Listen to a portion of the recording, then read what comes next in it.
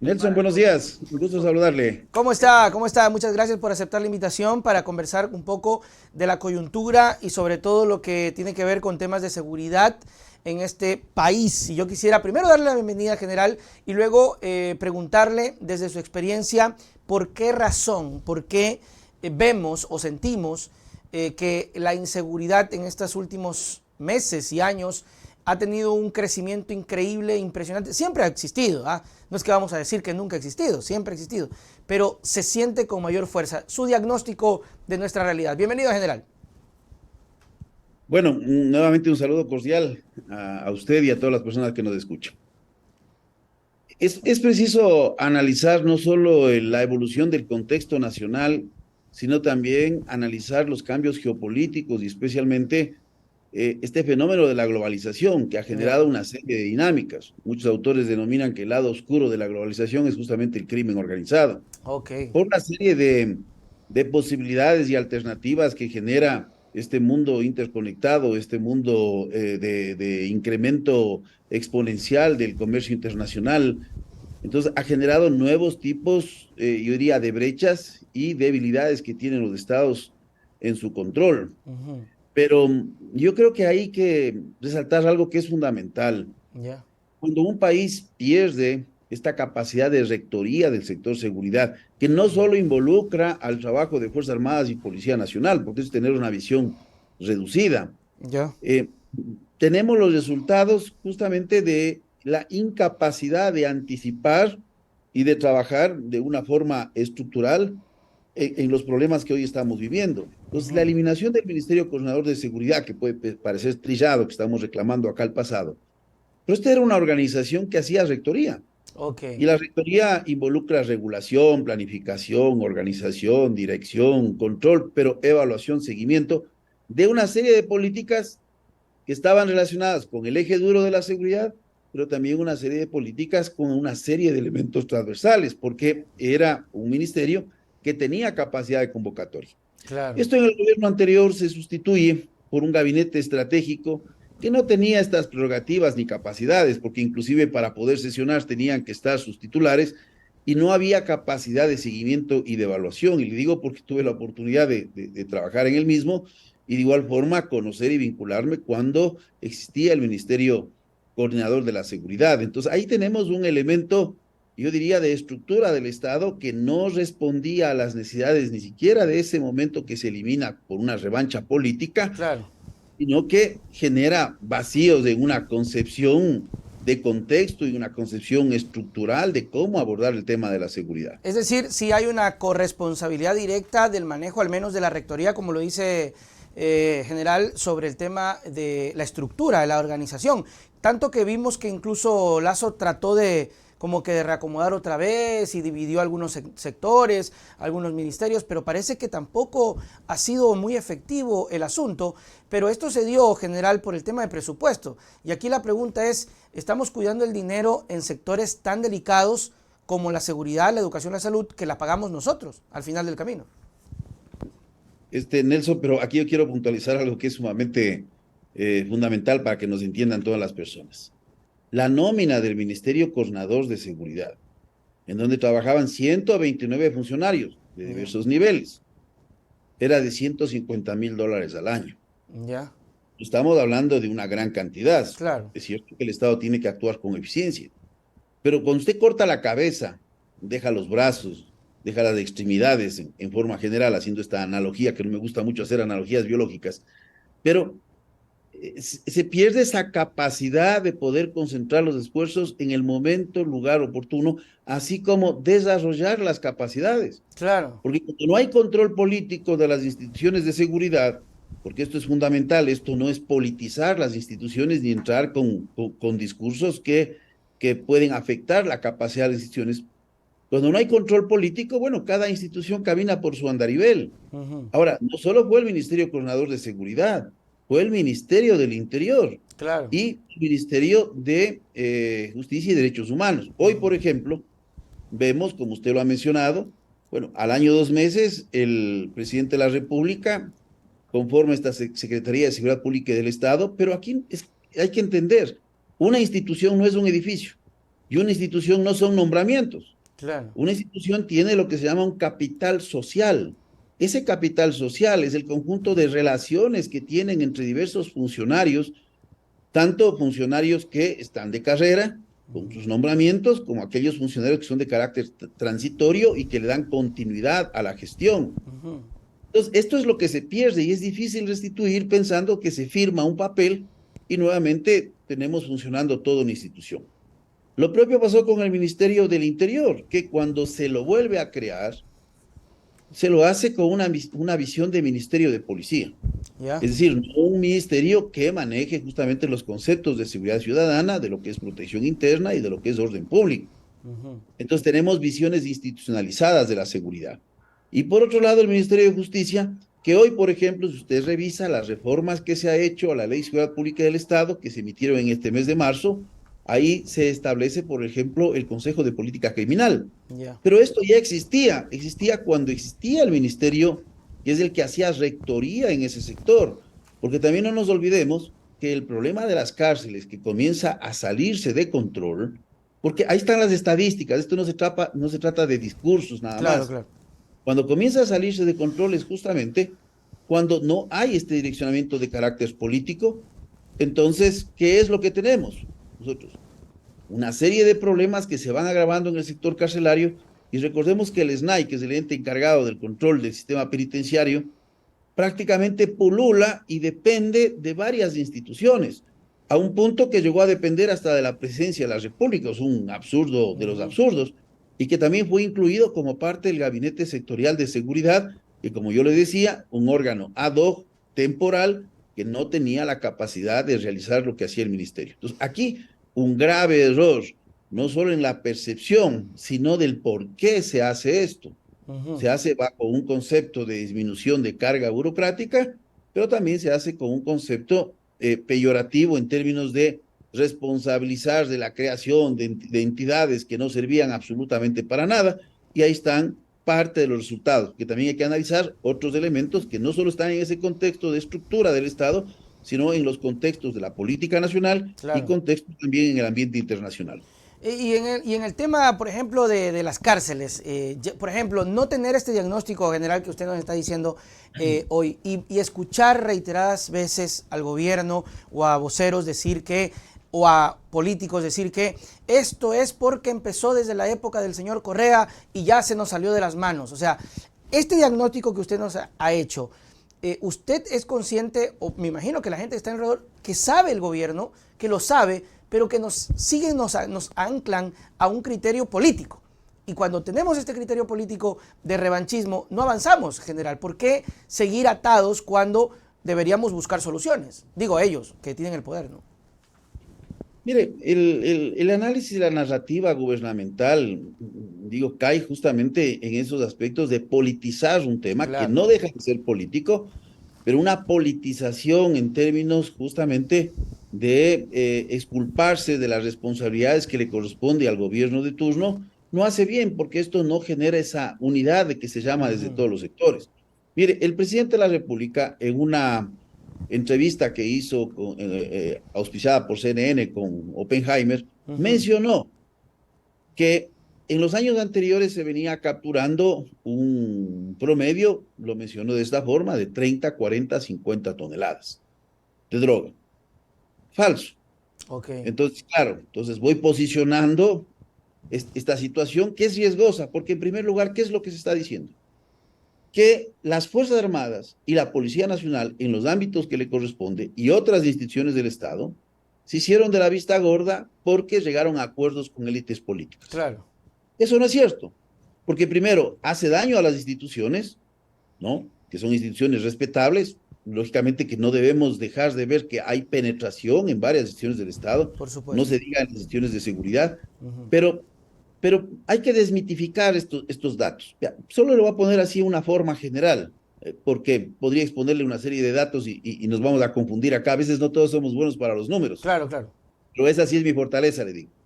Mire, en el 2016 hubo una captura de 110 toneladas de droga. Ya. 2016.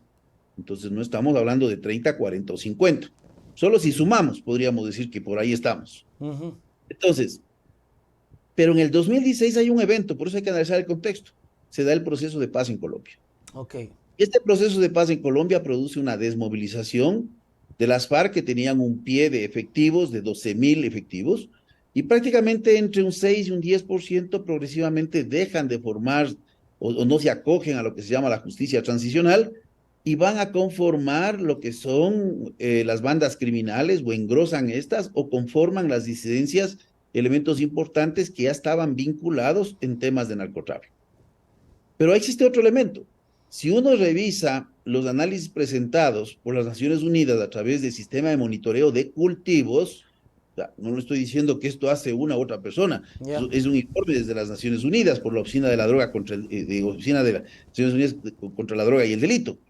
Hay un reacomodo físico de los cultivos durante un plazo de 3 a 4 años. Ok, Los cultivos se concentran en la frontera norte de Colombia con Venezuela, con acceso especialmente para la salida a la cuenca del Atlántico y con la frontera del Ecuador, con acceso a la cuenca del Pacífico y lógicamente a través de los ejes fluviales que conducen hacia el sector del Atlántico pasando por Brasil. ok. Entonces, este reasentamiento hace que progresivamente se disminuya la capacidad de producción, pero se introducen semillas genéticamente modificadas porque el crimen organizado actúa como una empresa. Claro. Tiene desde contadores, abogados y pagan servicios de toda naturaleza. Estas semillas modificadas tienen la capacidad de producir de 2 a 3 cosechas al año. Y para que vea usted un dato, entre el 2020 y 2022, la misma Oficina de las Naciones Unidas dice que hay un aumento del 43% de Wow. hectáreas cultivadas con coca en Colombia.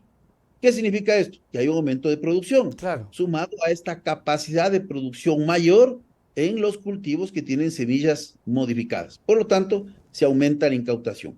Pero un dato que es revelador, en el 2020, Nelson, se capturó 128 toneladas, no 30, no 40, no 50. Y en este caso, ni sumando, Claro, tampoco. vamos a llegar. Por supuesto. Pero 128 toneladas que se capturan ¿en qué periodo?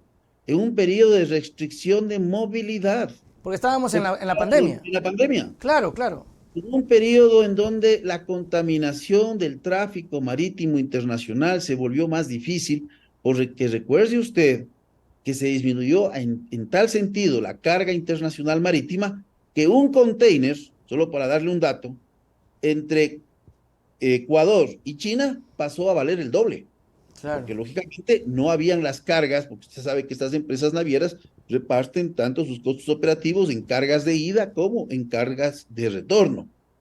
Entonces, siendo esto más difícil, ya se tuvo una incautación de 128 toneladas. Bastante. En el 2021, que se sale de la pandemia, en donde se recupera el tráfico internacional marítimo, tenemos una captura de 220 y el año anterior de 210. Pero también otro dato revelador. El informe de las Naciones Unidas que salió hace 2 meses indica que el Ecuador es responsable de la exportación de droga a Europa del 25% del total de cargamentos. Chutica. Y en Amberes, el año anterior, que es la puerta mayor de entrada de cocaína en este momento, porque tenemos algunos puertos no solo en Bélgica, sino también en Holanda, tenemos en España y tenemos en Reino Unido, son puertas de acceso de droga que provienen de Latinoamérica.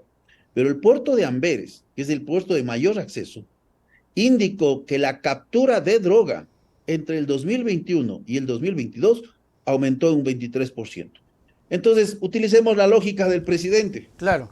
Tendríamos que decir que las autoridades del gobierno belga del 2021 actuaron en complicidad con élites políticas porque hemos tenido una incautación en el 2022 de un 23% más que el año anterior.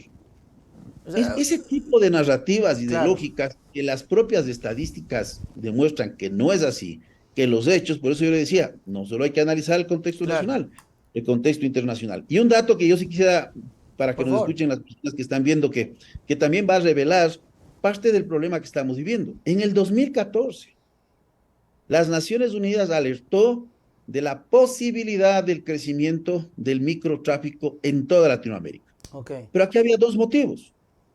¿Por qué crece el microtráfico? Uno se preguntara, bueno, ¿qué sentido tiene cuando un producto como la cocaína, en términos de valor de mercado, en forma exponencial, es mucho mayor en los mercados como de los Estados Unidos o mercados europeos? ¿Qué que en sentido nuestro tiene mercado, claro. vender aquí mucho más barato? Pues tiene dos elementos aquí. El uno que alertó la Oficina contra el Delito de las Naciones Unidas es el hecho de disminuir el envío de flujos de dinero por el pago de servicios locales.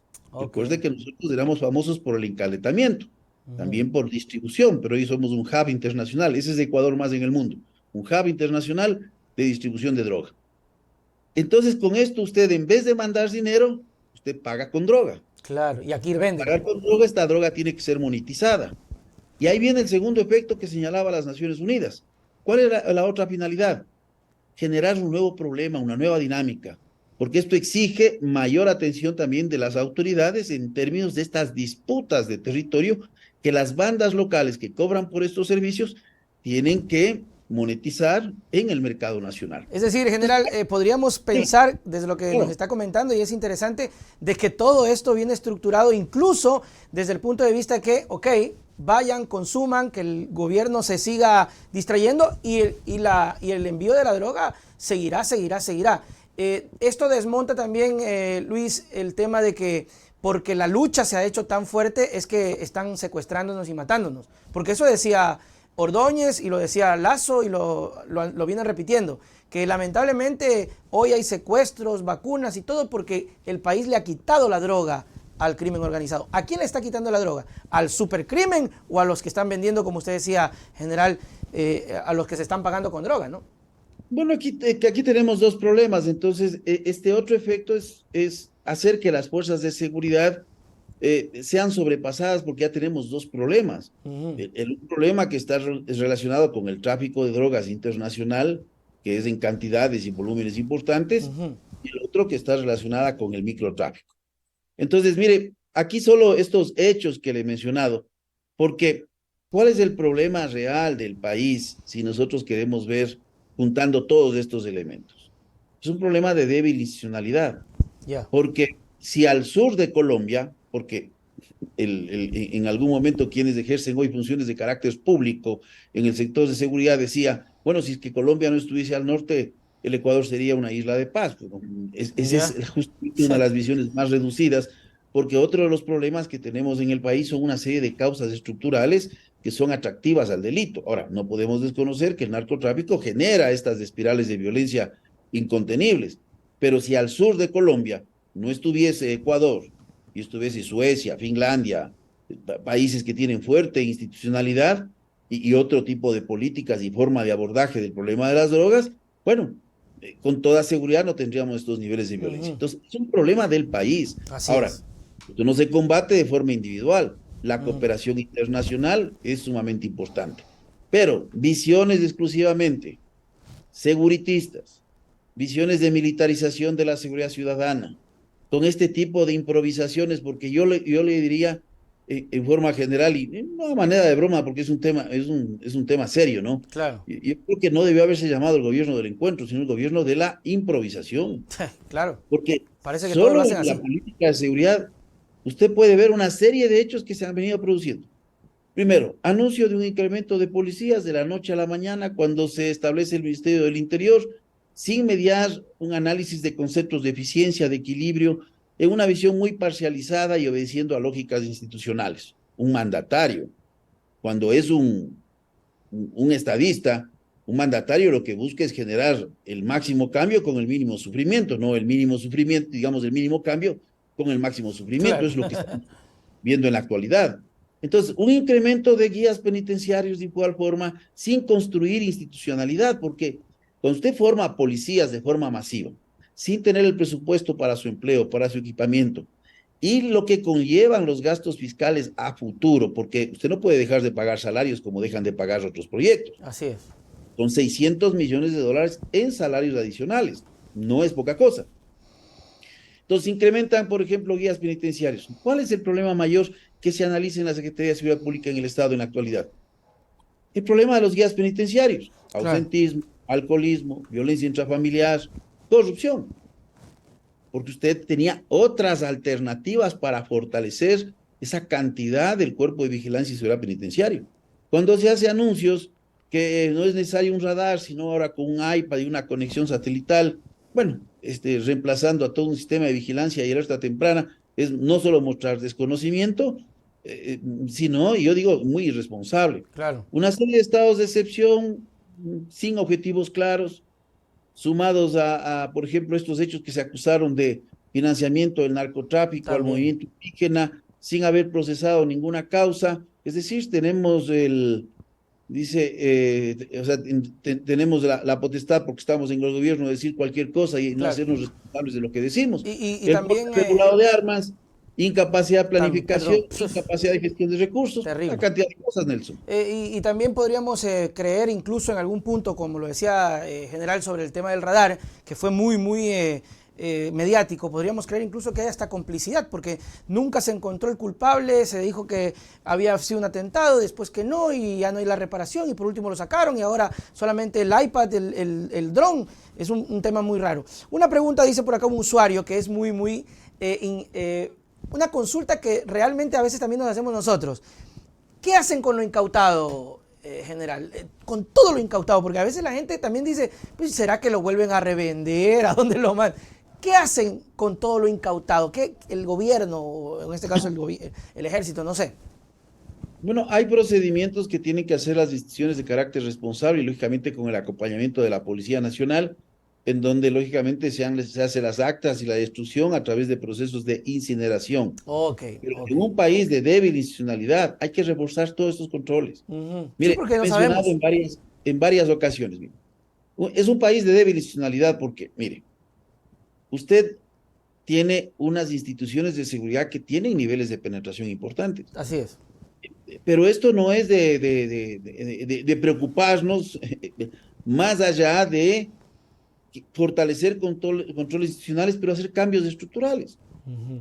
Si usted no crea, por ejemplo, y esto he venido manteniendo en mi discurso más de un año, la necesidad de comenzar a repensar en la creación de una policía de investigaciones totalmente independiente de la Policía Nacional, justamente para generar contrapesos interinstitucionales.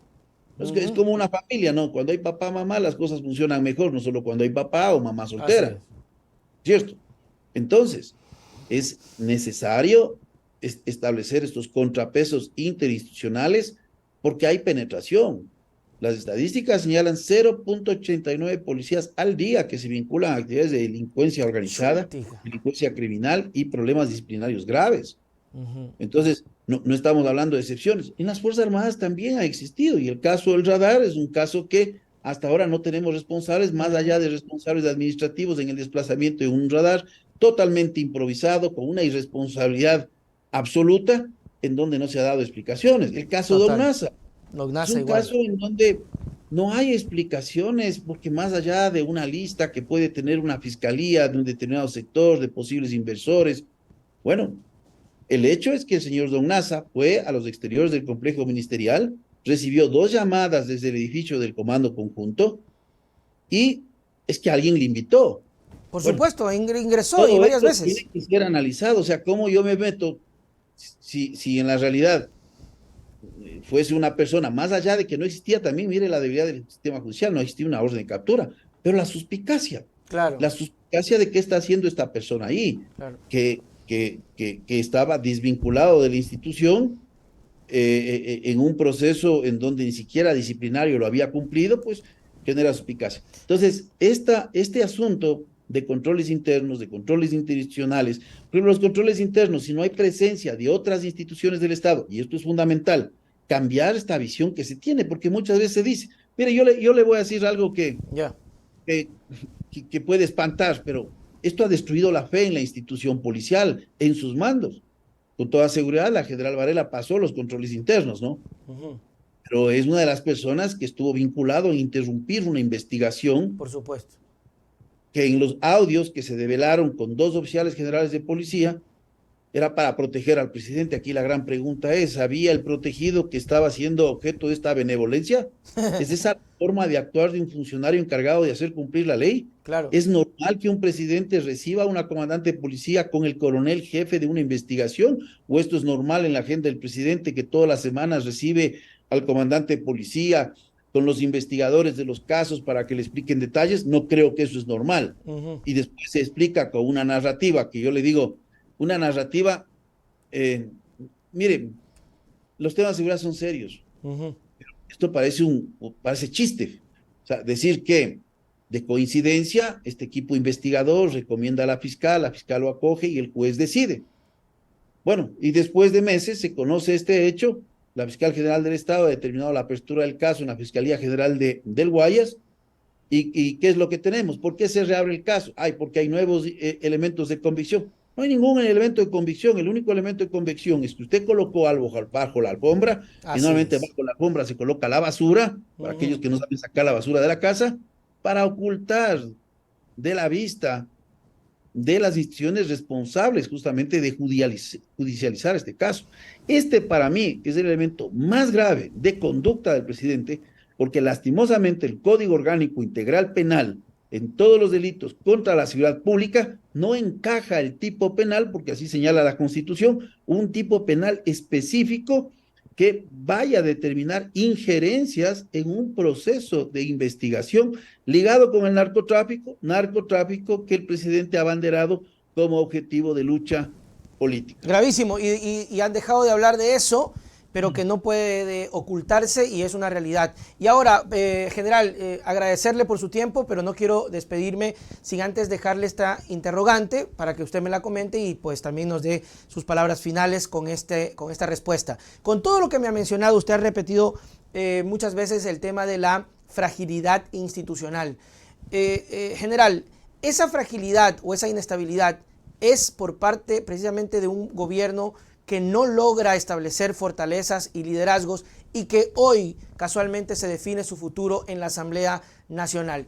¿Qué opinión le merece el juicio a Lasso? ¿Debería ser cesado? Y con esa respuesta también nos despedimos. General. Bueno, hay que entender que el juicio político es un juicio de oportunidad, ¿no? Este no es un juicio de carácter penal. Más allá de la poca credibilidad y el nivel de respaldo popular que tiene el presidente de la República, este no es la causal para que un presidente salga. O sea, si es por popularidad, bueno, el señor Lenín Moreno tenía que haber salido mucho antes que termine su mandato. Claro. Pero aquí hay una serie de elementos que sí son preocupantes. El mismo caso León de Troya, para mi modo de ver, debió haber sido uno de los elementos fundamentales en el planteamiento del juicio político. Ahora, hay otros elementos. No se olvide usted que el señor Danilo Carrera, cuñado del presidente, generó, cuando ya se develó todo este tipo de situaciones, la renuncia de 2 ministros de Estado que prácticamente aceptaron tácitamente que sus cargos fueron gestionados a través del cuñado del presidente. Así es. ¿Y quién era el amigo del señor presidente? Una persona que estaba vinculado con una mafia internacional. Y usted sabe que en el desarrollo del crimen organizado se pasa por etapas. Esa es la etapa que se conoce como simbiosis, en donde tenemos estas mafias articuladas dentro del Estado, digamos, con complicidad consciente o inconsciente, pero que lo que hace es debilitar justamente el rol que tiene el Estado. Yo creo que el presidente debe dar un paso al costado. Me temo que el presidente procure aplicar el mecanismo de la muerte cruzada, que la propia Corte Constitucional en su dictamen, sin decir que no puede ser utilizado, recomendó de que este no es el momento más oportuno para la utilización de este mecanismo. Okay. ¿Hay sensibilidad? No creo que hay sensibilidad por parte del presidente. Yo creo que la salida del presidente no es que va a resolver los problemas del país. Por supuesto. Que va a bajar las aguas políticas. Por supuesto, estamos de acuerdo. Nos va a devolver a un camino en donde inclusive los niveles de exigencia y cansancio de la gente frente a esta incertidumbre que vivimos van a disminuir y se generarán nuevos plazos, justamente aumentando condiciones de gobernabilidad. Así es. General, muchísimas gracias. Ha sido una charla muy bonita. Espero tenerlo en otra ocasión para seguir analizando el tema del país en su coyuntura. Chao, chao, general. Muchas gracias. Hasta luego. Chao, chao. Muy bien, mis queridos amigos, ahí estuvo nuestro primer invitado del día de hoy para hablar de, obviamente, cosas, bueno, muy chévere, muy didáctico el tema. Además de la connotación de la escalada de violencia y de los grupos, ¿no? El tema de la exportación de droga, el tema de pagarles a los grupos sus servicios con droga, el tema de estas élites, porque hay élites y clases dentro del mundo delictivo organizado y de las drogas, darles drogas, que se maten, que se organicen y que el gobierno esté distraído mientras yo sigo exportando y exportando drogas. Siempre lo vamos a decir, ¿no? Los grandes capos, ellos no están en las calles ensuciándose ni nada por el estilo. Bueno, mis queridos amigos, quiero invitarlos al show en Manta. Tenemos show en Manta, Pillolincillos, pónganse pila, compren su entradita porque se están terminando. Vamos a tener un hermoso show el sábado 3 de junio. $15, tómele foto, compártalo en sus redes, háganos ese bien, hágale un capture y compártalo. En Manta, 3 de mayo, $15, 8 de la noche, 098-6398-930. Y también estaremos en Guayaquil, por si acaso, claro que sí. Y en Quito, La Venganza de Mamá. Quito y Guayaquil, Teatros Toledo. En Quito, el sábado 13 de mayo, $15, 5 de la tarde, números en pantalla. Y en Guayaquil, el jueves 11 de mayo, $15, 8 de la noche, ventas en pantalla. Ya saben, mis queridos amigos, tómenle una foto, compártala para que más personas nos puedan comprar. ¡Nos vemos, Pillolincillos!